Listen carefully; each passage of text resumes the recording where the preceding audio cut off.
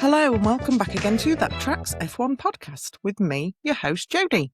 Thank you so much for being here for this review of the Hungarian Grand Prix. Well, that was quite an eventful weekend. But before we get into all the happenings, could I ask you please to give us a like, a subscribe, a follow on social media, a comment, a review on your podcast provider, share me with another F1 loving friend, share me with your non-F1 loving friends, because it'll either bring them into the fold or it'll put them off for life. But either which way, share it anyway. I'd really appreciate it. Thank you. So carrying on with the news, everybody this weekend was waiting to see that new Aston Martin, weren't they? And what a list of upgrades.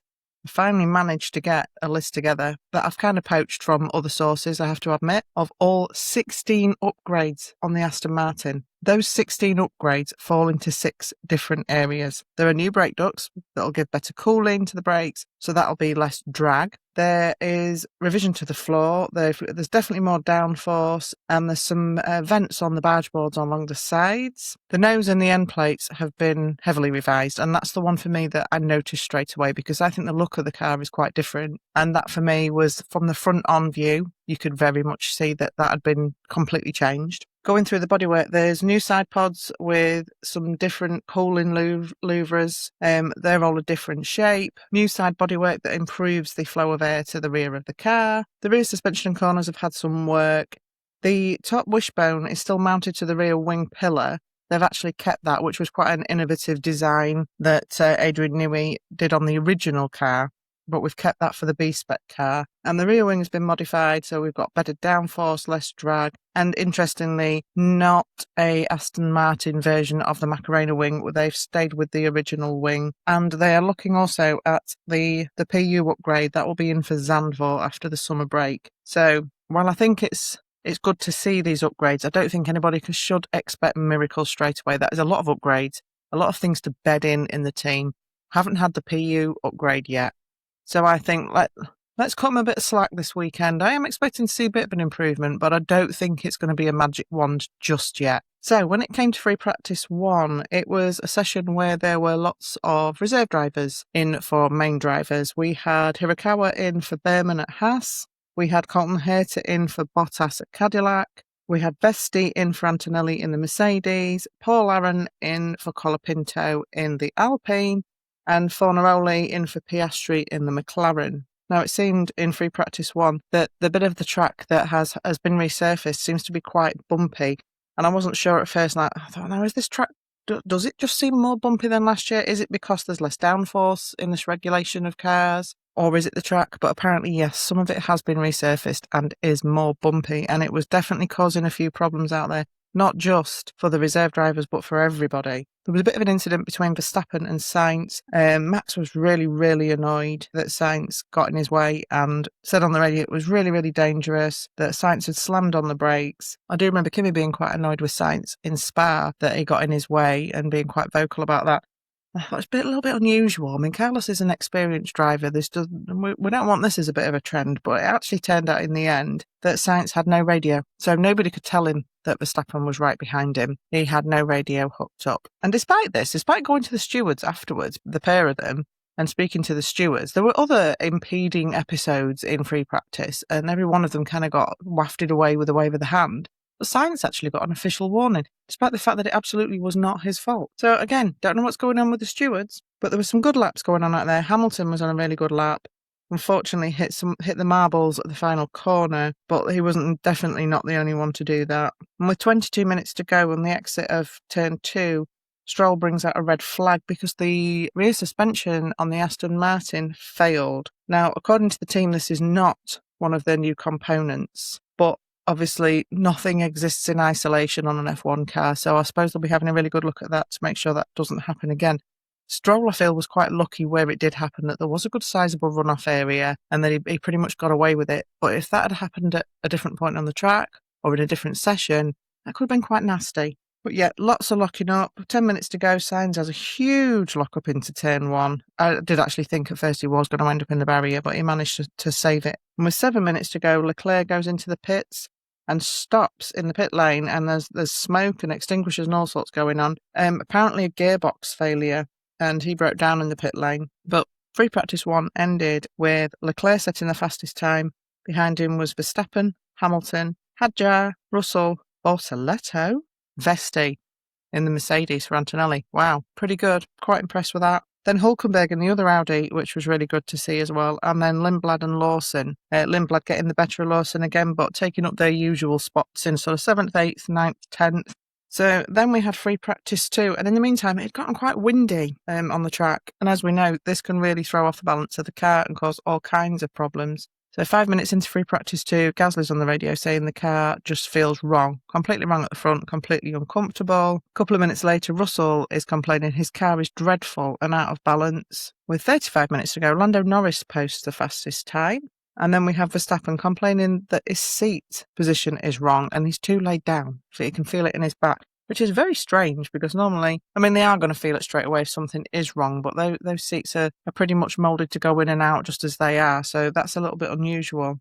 But a minute later, with 32 minutes of the session gone, Colapinto was in the wall, backwards into the wall, and that brought out a red flag. And he was just really unlucky that there was a real gust of side wind into the final corner, stuck him on the marbles, and backwards into the barrier he went. So with 23 minutes to go, the order was Norris still was hanging on to that fastest lap, Verstappen behind, then Hamilton, Russell, Leclerc and Hadjar. Antonelli is out in this session. Obviously, he wasn't out in that first session because Fred Vesti took his drive. He did not look comfortable, actually, in free practice 2. I think the wind was doing him no favours, and I did say that I thought Mercedes would struggle here a little bit. And he runs really wide on the entry into 6, but just generally doesn't look comfortable all session. There was a little incident with 16 minutes to go. Verstappen said he thought he had debris on his front wing, and there was definitely something rattling around on the track, but I don't think we could ever really find out what that was. He was also complaining a few minutes later that the rear axle felt all wrong on the car. The car, again, was still too stiff. He just did not seem to find the sweet spot in that Red Bull in free practice at all. And then with about a minute to go, Norris is following Antonelli, and Antonelli manages to flick up some gravel, which gets sprayed all over Norris. Funnily enough, apparently he had been in an interview earlier on in the day talking about how painful that can be if gravel gets flicked up and hits you on the hands or the fingers on your steering wheel. So there was a demonstration of that there and then. So free practice 2 ended with Hamilton setting the fastest time with Leclerc behind and then Norris. Verstappen in 4th, Russell 5th, Hadjar 6th, Lawson 7th, Piastri 8th, Hulkenberg 9th and Lindblad in 10th. And Antonelli actually sitting down in 13th. Don't think we can take too much away from that 13th for Antonelli because he did have to abort his lap. He was on a really good lap when the red flag came out. So I don't think that's although I think he looked like he struggled all session, I'm not sure that's a true reflection of where he really was. So then moving on to free practice 3.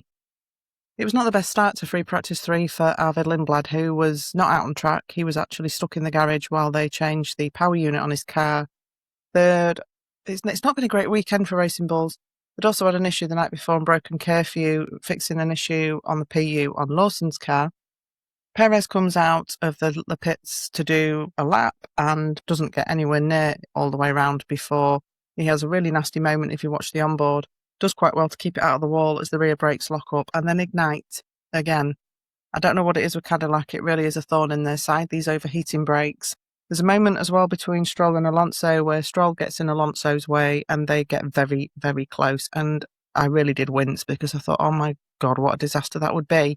This weekend when all eyes are on them, new parts, B-spec car, and they're just clattered into each other, that would have been awful. But thankfully, definitely avoided by Alonso. So with 27 minutes left of the session, it was a blast from the past with the McLaren 1 and 2, with Norris at the top in the times and Piastri behind. But Hamilton soon took that first place away from Norris. Lawson went off in turn 4. Hadjar had a good rattle across the curbs in his car. Hadjar was also complaining about the downshifts in the car, which is something we've heard from Max quite a lot. So there's clearly a problem there still. Then we were on to the soft tyre runs. And with 12 minutes to go, Norris was topping the times, Antonelli and Piastri, and Verstappen only managing 4th, but he had made a mistake into turn 13. 11th for Alonso, which was pretty good, and only 1/1000th off of 10th place at that point. Lindblad finally got out and managed to squeeze in a couple of laps at the end, finishing a pretty respectable 13th, considering he'd not really had any run-in. And the session ended with Norris setting the top time, Hamilton behind him, Antonelli, Leclerc, Piastri, Russell, Verstappen, Hadjar, Lawson and Hulkenberg, with Norris the only driver that had actually managed to do a 1:17 in that session. I've really enjoyed the free practice sessions this weekend, and I think it's been really interesting to see who was struggling with these cars, to see who was struggling with the track, to see all the different issues. For instance, in free practice 3, the wind had completely turned around on a complete 180 and was blowing in a different direction. So it's all changed every time the drivers had come out onto the track. I was really, really looking forward to qualifying. I had a feeling that this was going to be an absolute belter of a qualifying session, and I wasn't wrong. So initially, Quali 1 was a fairly quiet session, really. And the 6 that were eliminated were Perez in 22nd, Bottas in 21st, Stroll in 20th, Albon in 19th, Sainz in 18th, and Behrman in 17th. Bit unusual there. I think it's been a while since Ollie went out in Quali 1. I hate to say it, but usually it's Ocon of the two that tends to go out. But no, not this time. It was Ollie Behrman. And at the end of the session, Norris had set the fastest time with Antonelli, Verstappen, Hamilton, Hadjar, Hülkenberg, Russell, Piastri, Leclerc and Bortoleto as the top 10. So then in Quali 2, when we had 9 minutes and 45 seconds left, Hadjar had a spin and that brought out a brief yellow at turn 12, but he got going again. However, that was not without Leclerc being noted for a yellow flag infringement, which was investigated, but no further action was taken. The drivers that we lost in this session were, in 16th, we've got Alonso, 15th was Ocon, 14th Bortoleto, 13th Colapinto, 12th was Gasly, and 11th was Lawson. It's a little bit unlucky for Lawson there not to get through to Quali 3 again, but setting the fastest time was again Lando Norris with a 1:17.4, which was pretty impressive, especially when you realise that he actually really struggled again to get the car around that last corner. And behind Lando was Leclerc, Hamilton, Hadjar and Piastri, with Verstappen, Lindblad, again, right up there, Antonelli, Russell and Hülkenberg behind. Now, Quali 3. I had a feeling this was going to be an absolute drama of a Quali 3, and I was not in the least bit disappointed. It was really, really good. With 8 minutes to go in Quali 3, Verstappen was fastest with Piastri in second, but then Lando Norris came through to take first place by 0.3 of a second. Then Hamilton took it with 7 minutes to go, so he had provisional pole. Leclerc took third, Antonelli in fourth. Russell was down in seventh, a full half second off the pace. So then when we got to the final runs, both the Ferraris came out first, which was a bit surprising to me. I know it's always a danger, isn't it, that if you try and wait it out and don't go out first, somebody's got to go out first. And you've always got that worry of a red flag. So Ferrari took the decision to send both Hamilton and Leclerc out first to do their last runs. Now, Hamilton was down on his pole time. The lap just didn't come together at all for him, and it was the same story for Leclerc. So with 18 seconds left on the clock, Hamilton was still on pole and Leclerc was staying in third. But then, the drama. Then Verstappen spins, and Antonelli was on a fast lap at this point, but Verstappen's spin brings out a yellow flag. This completely ruins Russell's qualifying lap, and the only driver left on track at this point that can do anything about Hamilton's pole is Lando Norris, who actually does manage to just take pole by 1/100th of a second. And I have to say, as much as I'd love to see Lewis on pole, and I did actually predict Lewis for pole this weekend, I was absolutely chuffed to bits to see Lando get a pole. Because in the feature race, he's the only driver this year to take pole who doesn't drive a Mercedes. And I think that absolutely hats off to Lando. What an incredible job. And what an incredible job by McLaren as well to get in there. Yes, luck played a tiny part, but I have a feeling he would have taken pole anyway or been very, very close to it. So yeah, heck of a qualifying session. Really, really enjoyed it. But of course the drama wasn't over, was it? Oh, no. Then we find out that George Russell's car's broken down. Apparently a water leak. And I must admit that George's body language when he got out of that car, I think it was saying the same thing as the rest of us were saying, that what else? What now? What else can go wrong? And luck is really not on George's side at all. But what mystified me at this point was I knew that Norris was on a flyer. But what happened to Piastri? Where did Piastri go? I thought, did he have to slave for the yellows? What happened there?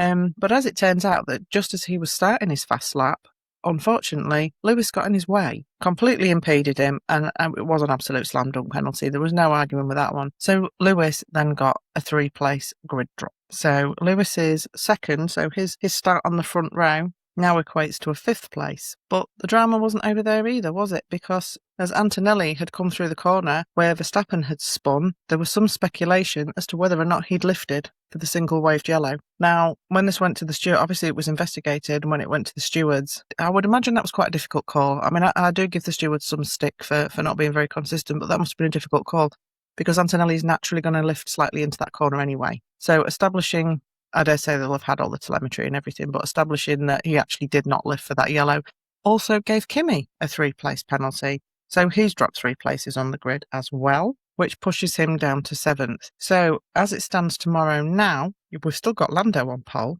we've got Leclerc in 2nd, and we've got Piastri in 3rd. And again, it was a bit like a blast from the past, wasn't it? Papaya on top and all the rest of it. So all we had to do now was wait to see how this all unfolded on race day. But I must admit, I did have a very good feeling for the McLarens because you want to be in the odd-numbered grid slots, 1st, 3rd, because your line into that first corner is so much better. It's much, much better to be. I mean, nobody's going to turn their nose up at qualifying 2nd, but I was really quite hopeful for the 2 McLarens. I thought this could really be something. Well, I have to say, with Spa feeling a little bit flat, a little bit disappointing with the new generation of cars, I was very, very happy with the race that we saw today at Hungary. It's a weird track, isn't it? I've said this before, that on paper you think you're not going to get a very good race because it's difficult to overtake. Well, yet again, Hungary served up a bit of a banger in my opinion. I really, really enjoyed this race. I thought there was lots going on, lots of action, lots of strategy, some unfortunate happenings for some people, but overall pretty much a banger. Well, obviously the grid had a bit of a shuffle, hadn't it? But when the lights went out, Lando Norris on pole got a really, really good start, but so did Oscar Piastri back in 3rd. And he came past Leclerc to go 2nd behind Norris. Verstappen and Hamilton were then in a bit of a fight, and there was a little bit of contact between them. At one point, Verstappen, Hamilton and Leclerc were 3 abreast into the first corner, and it was Verstappen that actually got through to 3rd. However, the drama wasn't over yet. Lando then went wide at Hamilton corner and Piastri managed to take the lead. And while all this had been going on, poor old George Russell had slipped down to 21st on the grid after his car went into anti-stall at the start. He really just cannot get a break, can he? I don't think summer break can come quick enough for George. I kind of hoped for his sake that he would have a decent finish this weekend. I know that I said I didn't think the Mercedes would go awfully well here, but I was hoping for a bit of positivity for George so that he could come back from summer break on a little bit of a higher note rather than what happened to him today. So, as it all settles down a bit, the 2 McLarens look to be pulling out a little bit of a gap to Verstappen in 3rd, and he's actually holding up Hamilton, which was good for the McLarens because, as we know, those Ferraris have real pace. And by lap 3, Hamilton and Verstappen are still fighting for the 3rd place and McLarens are pulling away. After a little while, Hamilton pits to undercut Verstappen and comes back out in 9th. Verstappen pits, he comes back out on lap 15, but behind Hamilton. So the undercut worked for Hamilton. But then on lap 16, turn 1, Verstappen comes up the side of Hamilton and late brakes into the corner in a really, really gutsy move and gets that place back. The McLarens have also pitted, and by lap 18, Antonelli's out in front. And there were some questions then about would he go for the one-stop? Would he actually still take the win by going for the one-stop? And at this point in the race, the top 5 were roughly all covered by 1 second. And it was Antonelli leading, then Hadjar, Piastri, Norris and Verstappen. By lap 19, Piastri had got past Hadjar, Norris had got past Hadjar at turn 2, and then Hadjar lets Verstappen by. And I wasn't sure how much he would hold Hamilton up, but no, he let Hamilton through as well. So by lap 31, Hamilton pits again. So that puts Piastri 1st, Norris 2nd, Verstappen 3rd, Leclerc 4th, Antonelli 5th and Hamilton 6th. But after Hamilton's pit, he's now out behind Hadjar. And at this point, Norris is really starting to catch Piastri. I think it was pretty clear that he was the faster car. He did definitely mention it a few times on the radio that he felt he was the faster of the 2 McLarens. So on the next lap, Hamilton's fighting Hadjar and he passes him at the first corner. Norris is getting really, really frustrated. He wants past Piastri. He asks to pit first, but is told no. And these are the rules, aren't they? These are the papaya rules that they've always gone by. Whoever's leading gets the choice of who pits where and when. So he's told now that that cannot happen and that he's just got to wait it out. You could tell that Lando was a bit frustrated. He said, look, I'll pull out a 10-second gap with no tyres. He was just absolutely chomping at the bit to get past Piastri. So Piastri then pits, but Norris is left out for another lap. Hamilton and Antonelli start catching Norris, and Piastri is released back into traffic. And then, lap 39, this is where it all happens. Because Oscar's been released back into traffic, he catches up with a lot of back markers, and Sainz is having his own little battle at the back of the field with another driver. And despite passing, and I've been back and checked this, he passes 3 light boxes that are all flashing blue. And as you know, that means get out of the way. There is a faster car behind you. There is a race leader or somebody that's lapped you approaching. You need to make room. Now, while I fully understand that it's difficult on this circuit, there is not a lot of places where you can make room without giving up your advantage. I have to say, Sainz's move on Piastri it left me dumbfounded. I could not believe what I was seeing. And of course, then there's contact between Sainz and Piastri, and this then gives Norris the window he needs to get out in front of Piastri, which then hands the lead of the race to Norris. Piastri is absolutely furious with what Sainz has done. Oscar's a pretty calm and collected person, isn't he? You don't very often see him blow up on the radio or say an awful lot. So he might make a sarcastic comment. But on this occasion, what he said was, "Get out of the way, you effing idiot. Oh my God." So you could see how clearly frustrated he was with that. Now, to me, from my way of looking at it, although, yes, I could have a little bit of understanding for the fact that Sainz was battling another driver right down at the back of the grid. There was no points involved. He would have been told that Piastri was approaching from behind. He passed 3 blue flashing light boards. And after the race, when asked about this, Carlos said, "To be honest, I'm really sorry for Oscar, but this time I think I have a pretty good excuse to what happened. I don't know if he could have also been a bit more careful, given that he's the one fighting for podiums, and positioned himself a bit more cautiously, because with all the issues we were all having with the blue flags." Nobody was having issues with blue flags. There are no issues with blue flags, Carlos. The blue flag, when you've seen it once, you might miss it. Twice. 3 flashing blue light boxes you passed, and you still clattered into Oscar. And I'm sorry, you know me, Williams Gailey, say it all the time. Love my Williams. Never really had an issue with Sainz. But I don't know what it is lately. It just seems to be a bit of a liability, getting in everybody's way.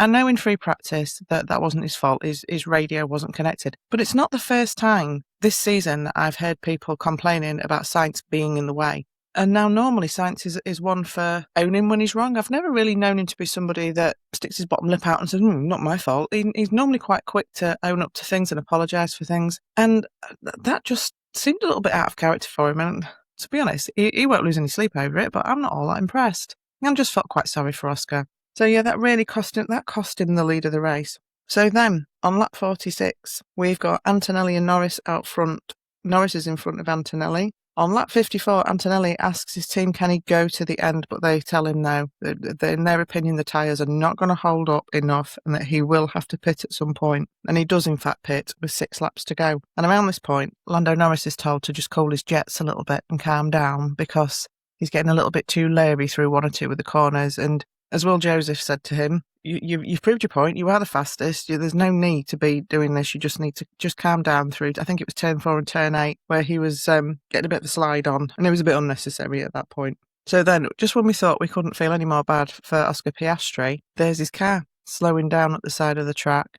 Lap 56, only 4 more laps to go, and Oscar retires. His gearbox has just given up. This then brings out a yellow flag and a virtual safety car, which was really, really bad timing for Antonelli because he had just pitted and he would have got a nice free pit stop under the virtual safety car. So while the VSC is out, Lando pits for new tyres and so does Hamilton. And at this point, Antonelli's in 4th, chasing Hamilton for that 3rd place. But as Hamilton exits the pits and Antonelli comes along at the side on the track, it's very, very close when they both cross that line for the virtual safety car. And Antonelli gets on the radio and says that he thinks he was ahead, although Hamilton took the position over Antonelli. But Antonelli felt that he was ahead, and indeed he was. And the team got on the radio to Hamilton and told him to give that place back, which he did. And it was at this point we were then informed that Hamilton was being investigated for speeding in the pit lane.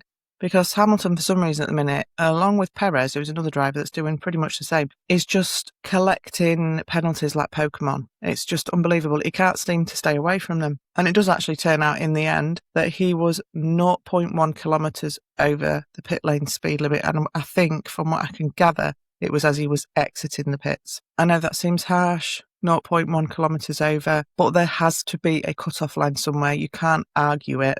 It's just so unfortunate for Hamilton. So as they crossed the line, the positions were Norris taking the win, Verstappen second, Antonelli third, Hamilton fourth, Leclerc fifth, Hadjar sixth, Russell seventh, Lawson eighth, Hulk ninth and Lindblad 10th. But with that 5-second penalty added on, Leclerc took the fourth and Hamilton was demoted down to fifth. So all in all, it was a really exciting race. Lots and lots of things happening and some good overtakes. To say that it was Hungary, that's not exactly famous for its overtakes. There was some really good overtakes. There were some really good drives, actually. And again, a bit like Hadjar in Spa, a lot went under the radar. Realistically, yes, when you look at qualifying and look at where Russell finished, it's not exactly an outstanding drive. But when you think that he drops all the way down like he did with that anti-stall problem at the start, he did very, very well to get himself back up into the points the way that he did. Great to see Hülkenberg finally getting some points this season. Then the Lawson and Lindblad battle continues. And although Lindblad did actually out-qualify Lawson for this race, Lawson finished in 8th and Lindblad in 10th. But again, double points for the Racing Bulls boys.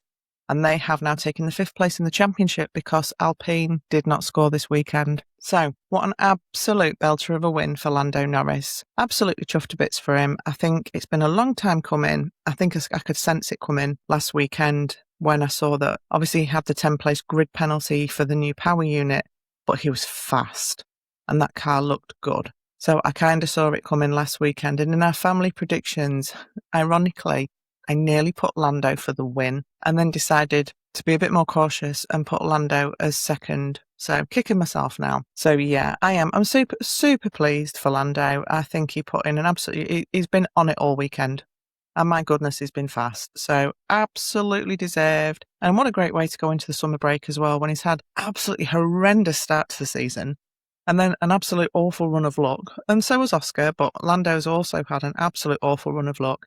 That things have turned around to the point that he's actually got a feature race win. Feature race pole, feature race win. And I'm really, really pleased for him. Now, I caught a question that was put to him in the media pen after the race.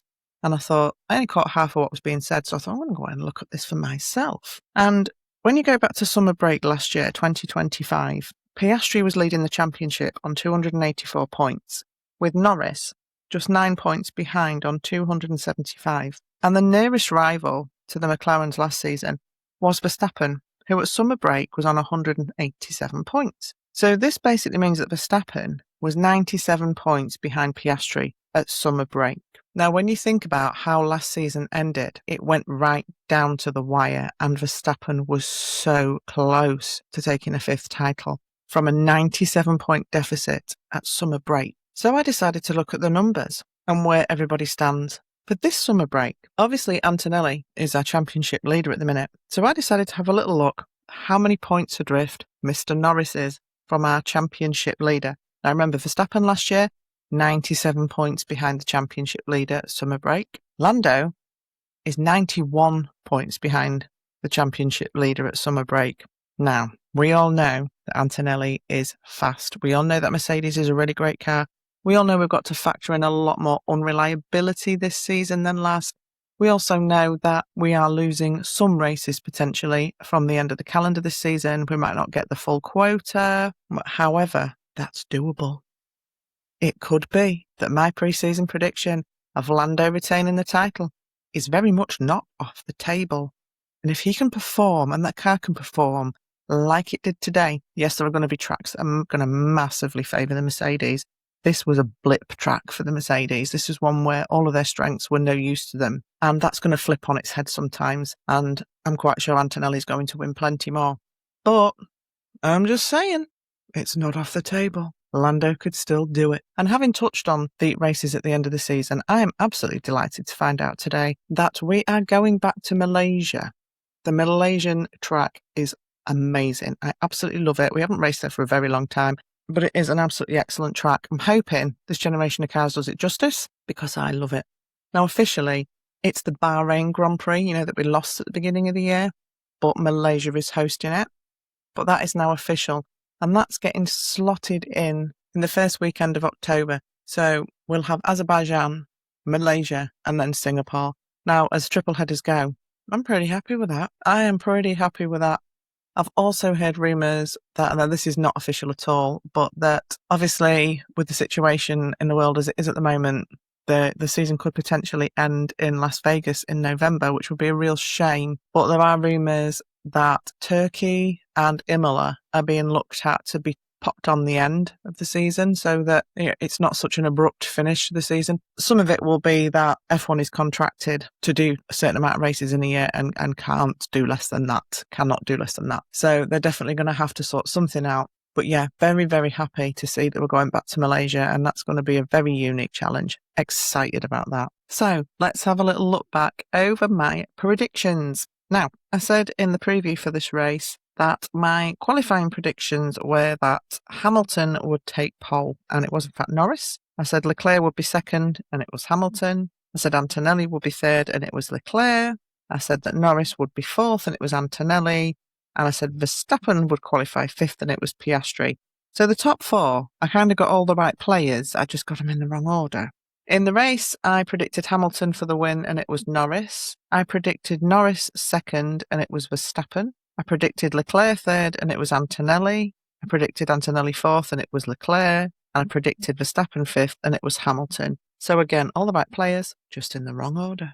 I must admit, I was very tempted to put Norris for the win in the race, but decided that maybe the upgrade in the pace last race was not as good as all that, but I should have gone with my instincts. Now, when it came to my hit the mark, I picked McLaren, and I am pleased to say that I'm going to classify that one as a big fat win. I said that I felt that their big new upgrade package would work extremely well, which it has, that Lando was right on form. We could see it last weekend in Spa. Both the drivers enjoy Hungary, and I did actually touch on the fact that I hope the upgrades would help Oscar out quite a lot. Now, I think initially in the free practice sessions, Oscar looked like he was still struggling, and his qualifying was okay, but he really did benefit from some of the penalties that happened, which pushed him up to third on the grid. And I did comment that he doesn't really like that feeling of like the back end stepping out on him, so that the higher downforce of Hungary should suit him better. But actually, with all the marbles and the dust and everything else, we did see an awful lot of sliding about, especially from Norris, actually more than Piastri.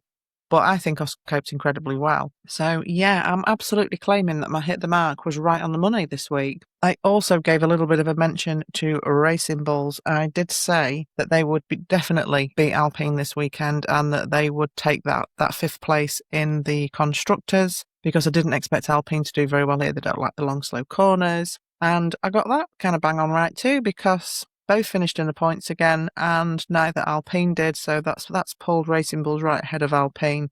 So my little cheeky extra that I tacked onto the hit the mark also came in. Now, pull over and park. I actually said Mercedes, pull over and park this weekend.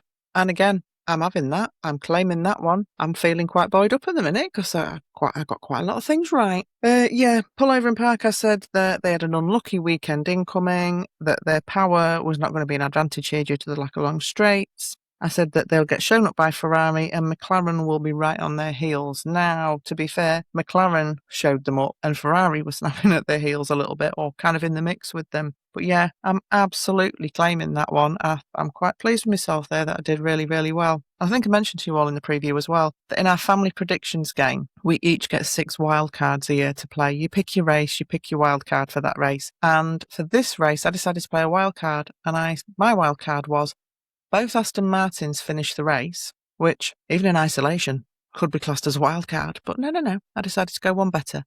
I said that both would finish the race, and both would finish between 13th and 19th. Now, I was loosely keeping an eye on what was going on with both Aston Martins throughout the race, and at some point, Alonso was in the right place and Stroll would be down in 20th, or then they would swap around. But at the end of the race, they both did finish, and they both did finish in those team places.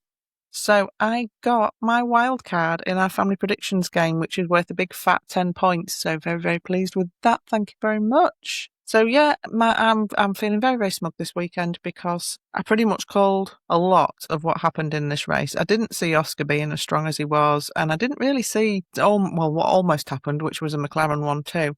But I called the hit the mark right, and I called the pull over and park right. Right, so it's that time again.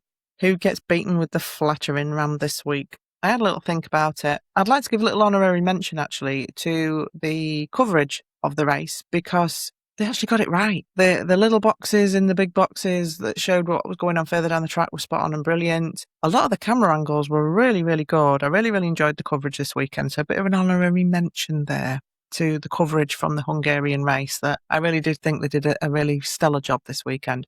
But I'm actually going to award my flattering ram this weekend to McLaren because they really did have an absolutely terrible start to the season. You've got to remember, these are the defending Constructors' champions and the Drivers' champion, and it's been an absolute uphill struggle. They have been shown up left, right and centre. Unreliability. Just some of the strategy calls have been a bit questionable, to say the least, and I feel like they absolutely got it right this week. Those upgrades are great. Lando is clearly massively happy with that car, and Oscar's not far behind. They got an awful lot of criticism from some people last year that they favoured Lando, or the other side would say they favoured Oscar. And I was so pleased to see that they still stick by the way that they go racing. So, yeah, Lando's a racer. He's going to ask the question, can I pit first because I'm faster? But he was told no.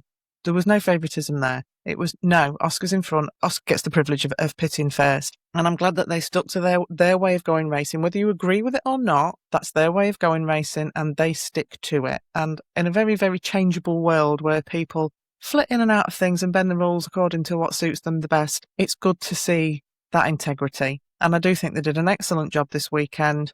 Pit stops were better, not absolutely amazing, but a lot better, and it just felt like a very cohesive team this weekend. The gearbox thing for Oscar was a real shame, but it was such a blast from the past, like sitting there watching this race, and it was like, oh my God, we've got a papaya one too. This is like last year, and it really has.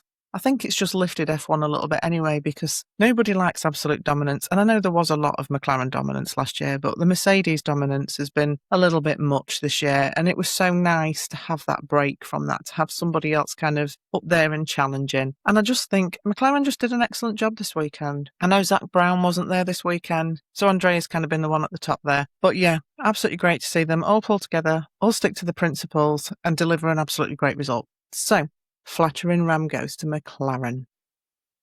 It's now summer break. We've now got 3 weekends with no F1. Yes, that makes me very sad. I'm really going to miss it. I usually find the first weekend's not too bad because you kind of get used to maybe having a gap between races. But by the time the second weekend's rolled by and you're like, well, something's missing in my life. What's going on? And you realise that, you've still got another weekend to go.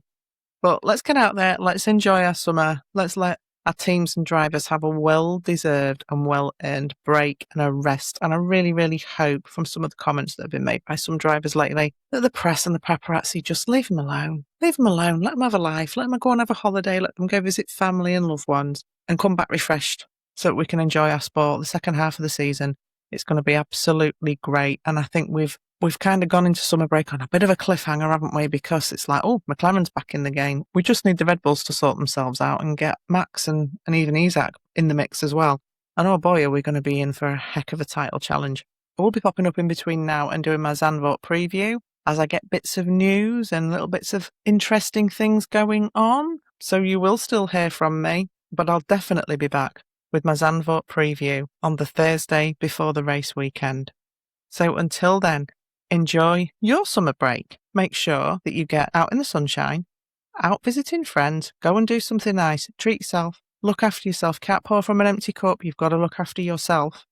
So go and do something nice for yourself. Because I say that, I tell myself I'm going to go do that. What I'm actually going to go do is do things like sort out the garage and paint walls and do all those jobs that have needed doing in the build up to summer. But, nobody ever takes their own advice, do they? But no, you should definitely not do as I do and do as I say. Go treat yourself, go take a rest, and let's look forward to our wonderful sport coming back again in 3 weekends' time. And until then, don't forget the cheesy tagline. That tracks F1 podcast. Track the action. Join the fun. Bye.